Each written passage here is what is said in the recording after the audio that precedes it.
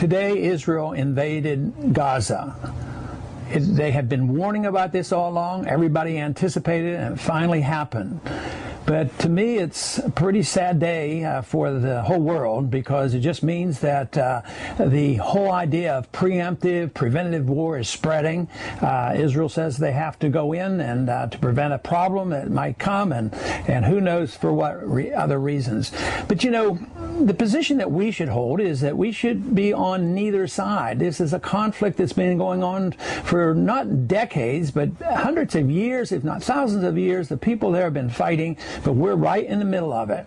And even though Israel did the invading of Gaza, we, the United States, will be blamed for it. And there's some truth to this, because Israel depends on us. They depend on us economically. They depend on us for their military power and all their weapons. And they really got a green light from our administration. We have not said one word about the plan to go in. The plan has been there for a couple weeks, and everybody knew it was going to happen. So we are participants, which it just means that we have just antagonized the Muslim Arab world even more so than ever before. And unfortunately, we'll suffer the consequences from this.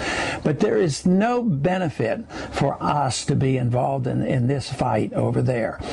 This thing is an entire mess. The Palestinians are virtually in like a concentration camp. They have a few small missiles, but it's so minor compared to the firepower of Israel, who has nuclear weapons, and they can turn off all the food and all the water and whatever they want to the people in Palestine.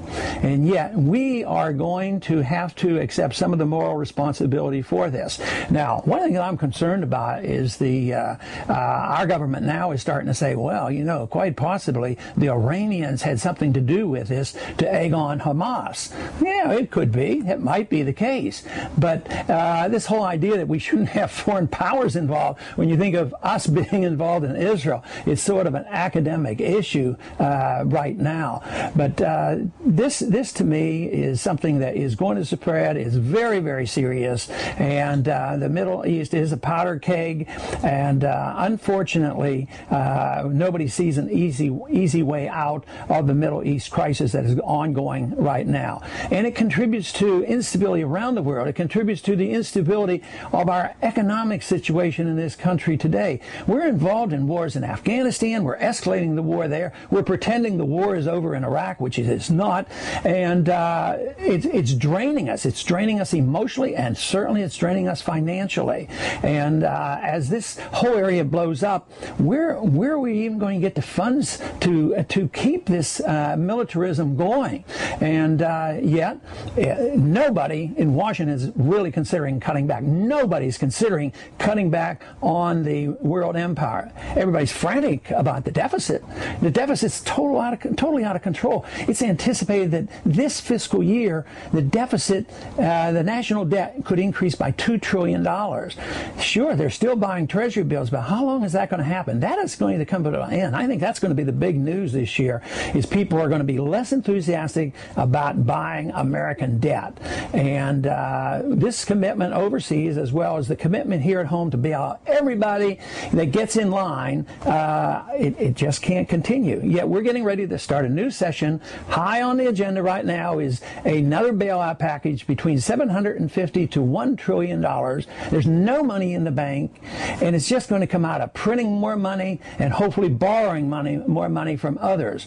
But other countries are going to get reluctant, and I see that this year, most likely the big event will be the further and maybe rapid deterioration of the dollar, which means that we're going to have a lot of inflation. People say that the only concern we have now is deflation, but I see the concern about inflation. Inflation will come. There's still plenty of it around, and you can't create trillions of dollars of new money endlessly to bail out everybody and to police the world without it coming home to roost and really damaging our whole financial system. Everybody's frantic about what's happening, and they don't like it, but everybody is asking for the same thing that caused the problem.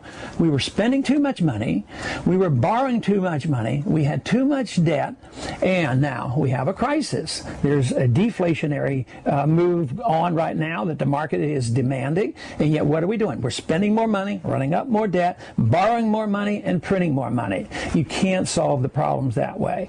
So the combination of the world crisis going on with this escalation going on in the Middle East, with our escalation deliberately in Afghanistan, and with the pretense that the war has ended in Iran, means that we're in for big trouble. We're in for big trouble on the world stage, as well as we're in big trouble here financially at home.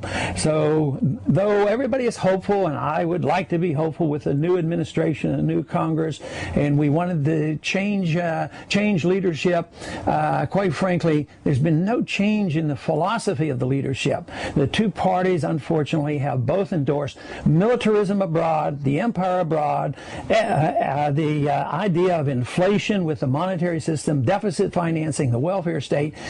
Both parties have endorsed this. The last administration endorsed it. This administration endorses it. So the victims will be the innocent American people, and the real tragedy, it will be an attack on our personal liberties, because as governments get bigger, the economy flounders, and there's more chaos. What happens is government gets bigger, they get more authoritarian at the expense of the liberties of each and every individual. So it is a time in our history that all of us ought to pay close attention and do whatever we can to alert the people, to educate the people, and do what we can to preserve those principles that were embedded in our Constitution.